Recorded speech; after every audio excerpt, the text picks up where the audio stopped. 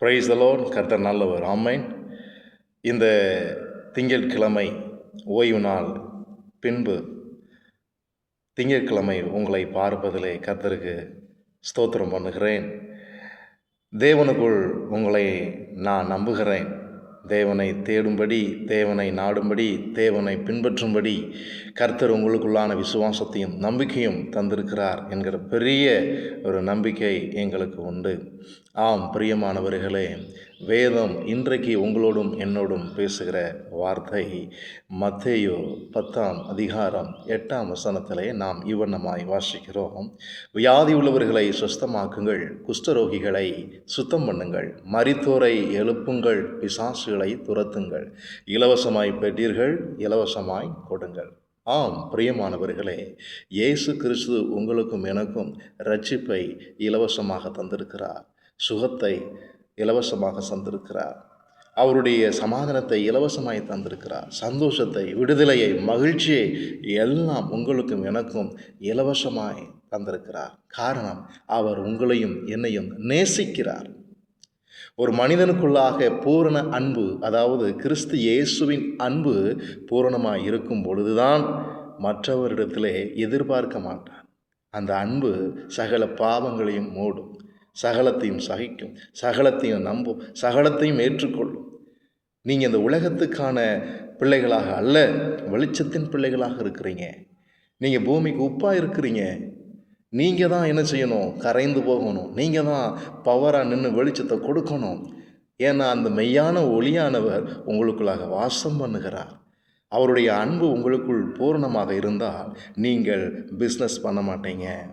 அவருடைய சபையை நீங்கள் கல்லர் குகையாக்க மாட்டீங்க. அவர் உங்கள் மேலே வைத்த அன்பு நீங்கள் உண்மையாய் வெளிப்படுத்த வேண்டுமானால் நீங்கள் இலவசமாய் பெற்றுக்கொண்டதை, அவருடைய சந்தோஷத்தை அநேகருக்கு என்ன செய்யணும்? வெளிக்கு காட்டணும். உண்மை போல பிறனை நேசின்னு சொல்கிற அந்த கற்பனையினுடைய தொடர்ச்சி இதுதான். அவரிடத்தில் நீங்கள் என்னென்னலாம் நன்மைகளை பெற்றுக்கொண்டீர்களோ பிரியமானவர்களே, அதை மற்றவரிடத்தில் நீங்கள் கடத்த வேண்டும். ஆண்டவர் உங்களை என்ன செய்கிறாரு? அவ்வண்ணமாய் நேசிக்கிறார். நீங்கள் மற்றவங்களை நேசிக்கும் பொழுது காசு கேட்பீங்களா?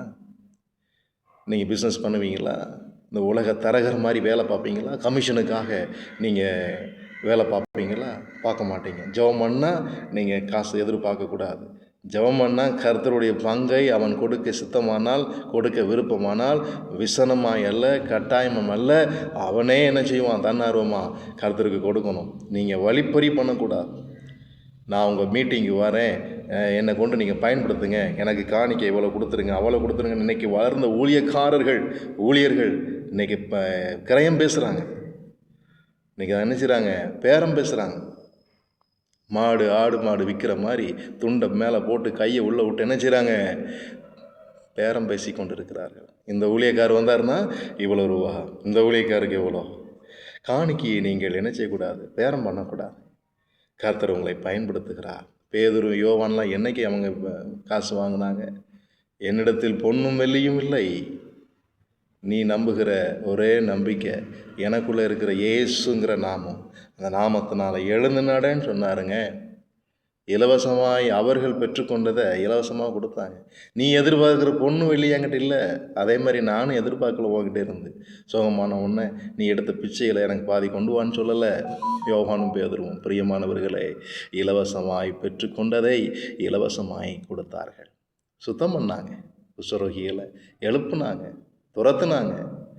எப்பேற்பட்ட அற்புதங்கள், அடையாளங்கள் ஆதி அப்போஸ்தல நாட்களில். ஆம் பிரியமானவர்களை, ஏன் இன்னைக்கு நடக்க மாட்டேங்குது நம்முடைய வாழ்க்கையில்? இதுதான் உலகத்தினுடைய இச்சைகள், உலகத்தினுடைய அன்புகள் ஆத்தும மண்ணோடு ஒட்டி கொண்டு இருக்கிறது. அதை நம்ம பிரிக்கப்படணும். தாவீது சொல்கிறார் இல்லையா, என் ஆத்தும மண்ணோடு ஒட்டி கொண்டு இருக்கிறது, உம்முடைய ஆவி என்னை உயிர்ப்பிக்கட்டும். அவருடைய ஆவி நம்மளை உயிர்ப்பிக்கலை. இயேசு கிறிஸ்து உங்கள் மேலே வச்சிருக்கிற நம்பிக்கையை, விசுவாசத்தை நீங்கள் அவமதிச்சிங்கன்னா கஷ்டம். உண்மையான ஊழியத்தை செய்ய முடியாது. பிரியமானவர்களே, 100க்கு 100 உண்மையாக இருக்க ஆசைப்படுறீங்க, பெரிய ஒரு வெளிச்சமாக இருக்க ஆசைப்படுறீங்க. நான் என்ன சொல்கிறேன்? காட்டு தீ போல் நீங்கள் பரவ வேண்டாம். வீட்டு தீயை முதலாவது இருங்க. உண்மையாக கொஞ்சத்தில் இருங்க. கர்த்தருக்கு பிரியமாக வாழுங்க. அதுதான் உங்களுக்கும் எனக்கும் ஆசீர்வாதம். அவருடைய வருகையில் நாம் எடுத்துக்கொள்ளப்படுவோம். அந்த நம்பிக்கையாவது நமக்குள்ளே வரும்.